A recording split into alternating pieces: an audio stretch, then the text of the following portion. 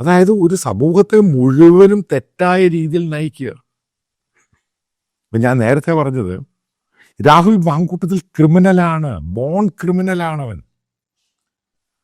അവന് മാനിയാക്ക. ഇതാണ് അവൻ്റെ ഏറ്റവും ഇഷ്ട വിനോദം എന്ന് പറയുന്നത്.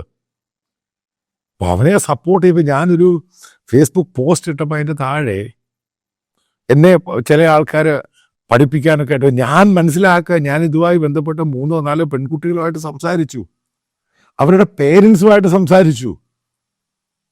അതിനുശേഷമാണ് I decided we won't allow like that. ഇത് നമ്മുടെ എല്ലാ സംഭവങ്ങളും ക്രോസ് ചെയ്ത് നാശമാക്കി നമ്മുടെ സിസ്റ്റത്തെ മുഴുവനും ചലഞ്ച് ചെയ്യുന്നു. അതായത് വീണ്ടും പോലീസിൻ്റെ കൂടെ അതും പോലീസ് ഇയാൾ അവനെ അനുവദിച്ചു. അത് രാഹുലിന് വേണ്ടി എഴുതി. അത് പോലീസ് കസ്റ്റഡിയിലാണ്. എങ്ങനെയാണ് പോലീസ് കസ്റ്റഡിയിലുള്ള പ്രതിക്ക് മീഡിയയോട് എങ്ങനെ സംസാരിക്കാൻ പറ്റും?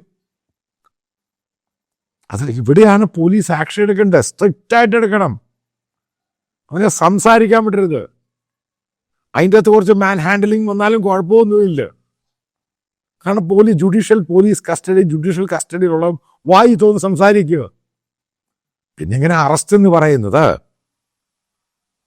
ആദ്യം നമ്മൾ മനസ്സിലാക്കേണ്ടത് ഇത് രാഹുലിന് കിട്ടേണ്ടതായിരുന്നു. യഥാർത്ഥ പ്രതി ഇപ്പോഴും അറസ്റ്റിലായിട്ടില്ല.